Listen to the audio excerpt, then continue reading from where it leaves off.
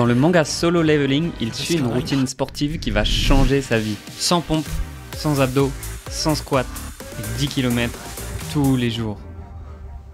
J'ai passé 2 heures chaque jour ce mois dernier à effectuer cette routine. Vous verrez quels moyens j'ai mis en place et quels résultats ça a eu sur mon physique.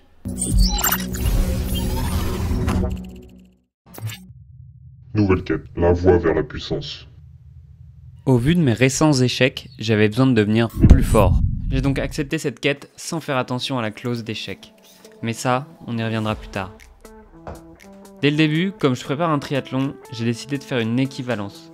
C'était 10 km de course à pied, ou 20 km de vélo, ou 2 km de nage. Mais clairement pour moi, le challenge, ce sera plus la discipline de faire ça tous les jours. Les pompes, les abdos, les squats, franchement, c'est à la portée de beaucoup de monde. Mais ce qui est dur, c'est de répéter tous les jours, sans exception. Parce que oui, on a connu plus tranquille comme réveil. Ensuite, 10 km de course à pied, ça c'est une autre paire de manches. Enchaîner 10 km tous les jours, c'est vraiment pas pour les débutants. Déjà, physiquement, passer de 0 à 70 km par semaine, c'est la garantie de se blesser. Sans parler du fait que ça prend beaucoup de temps. Il faut y dédier au moins 1 heure tous les jours, en plus des 20 minutes de workout.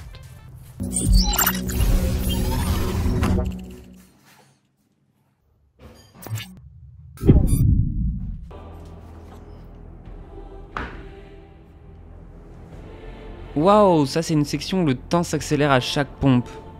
Très impressionnant. Waouh, très musclé.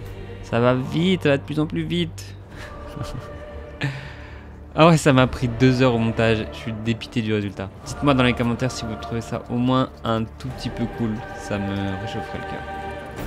Sinon les premiers jours ça pique physiquement. Enchaîner ces efforts sans repos, ça laissait pas à mon corps le temps de récupérer, j'avais mal aux cuisses.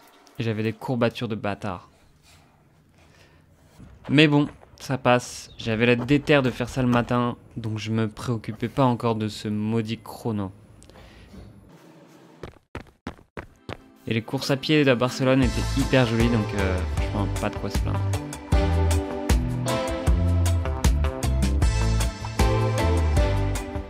Trop bien passé aujourd'hui le vélo. On est à la piscine là. Qu'est-ce que j'ai la flemme.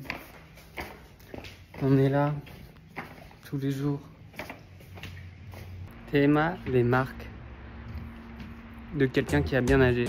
En vrai, c'est cool. Je me sentais à l'aise dans l'eau pour une fois. Et le gros avantage de cette routine au moins, c'est qu'il n'y avait besoin d'aucun matériel. Des chaussures pour courir et puis c'est tout. Et puis elle est hyper simple. Pas très complète parce que du coup on travaille tout le temps les mêmes muscles, tout le temps les mêmes efforts. Et ça c'est pas fou. Mais le gros avantage c'est qu'il n'y a aucune prise de tête à avoir. Elle est faisable partout, tout le temps. Et il n'y a pas à réfléchir à ce qu'on doit faire, quel programme on doit suivre, c'est hyper simple. Ce qui fait que même en voyage en Espagne et aux États-Unis, j'ai pu continuer sans problème.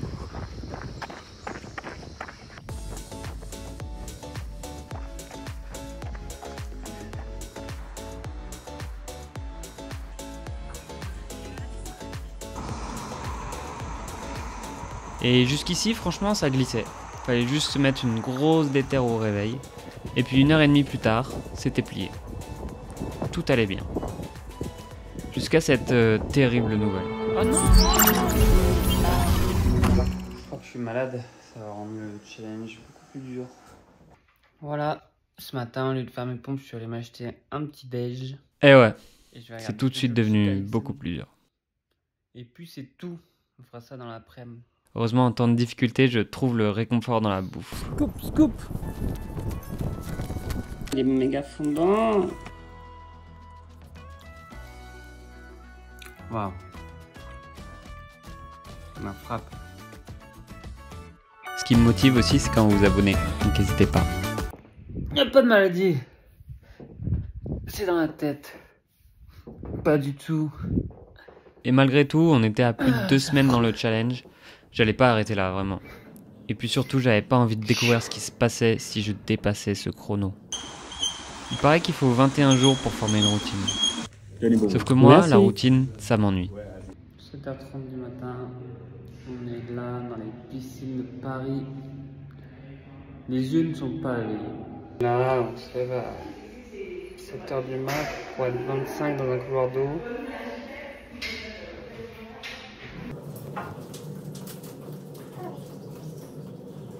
Et c'était donc le grand retour de la flemme. La flemme, la flemme, la flemme. La flemme. Je me réveille exprès pour aller faire mon workout. Pour aller faire mes 10 km. Je commençais à skip les workouts du matin pour les faire le soir. Par contre, il est 23 h et j'ai toujours pas fait un muscu. Et après une bière, je vous assure que la flemme est encore plus forte. Mais même si globalement il y avait une bonne déterre, je continuais sans broncher. Le timing devenait de plus en plus short. C'était moins une. Et un beau samedi pluvieux sur Rouen, je décidais que passer du temps avec mes amis était plus important que mon programme.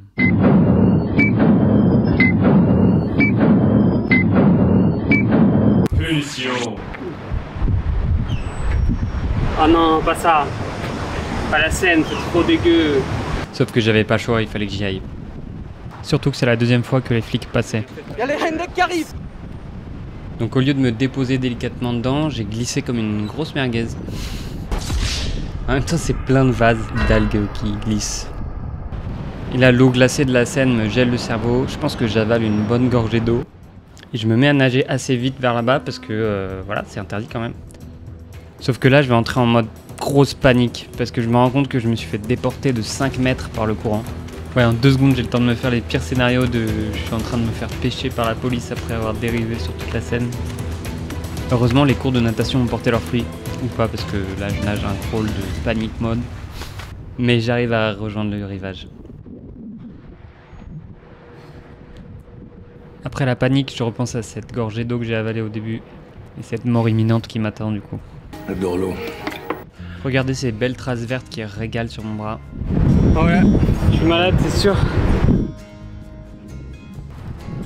On recommande pas, hein.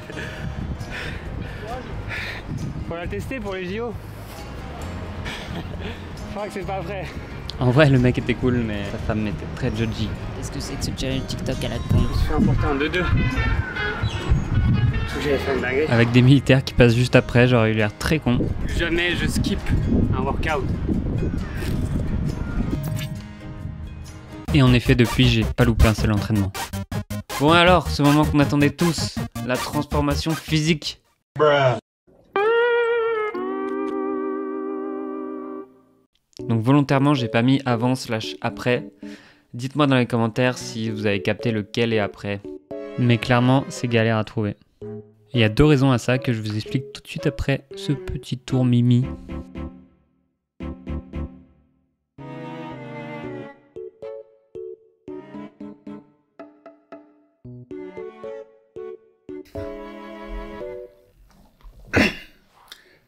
Bon, déjà, c'est un programme qui, même s'il est exigeant sur le point de la discipline, il va pas faire une grosse prise de masse, ni maigrir de fou en soi. Il faut dire aussi que j'étais 2 semaines aux États-Unis pendant cette période. Et surtout que je sais pas me contrôler avec la bouffe. Et en vrai, 30 jours de n'importe quel programme de musculation ou d'entraînement, c'est pas assez pour voir des résultats notables. Ça se dit notable? Peut-être. Même un programme qui est très prise de masse ou très amincissant, il va falloir beaucoup plus d'entraînement pour voir des progrès. Oui, je justifie ma non prise de masse, et alors? Pourquoi je le fais alors? Pour devenir surpuissant comme Sun Jingwoo. En vrai oui, ça me fait sortir tous les jours, ça me fait une vraie discipline sportive et du renforcement musculaire. Et comme je prépare un triathlon, c'est pas mal du tout. L'objectif c'est de continuer sur les prochains mois avec un vrai régime alimentaire. Et cette fois-ci on aura une bête de vidéos avant-après. Donc abonnez-vous pour pas louper ça.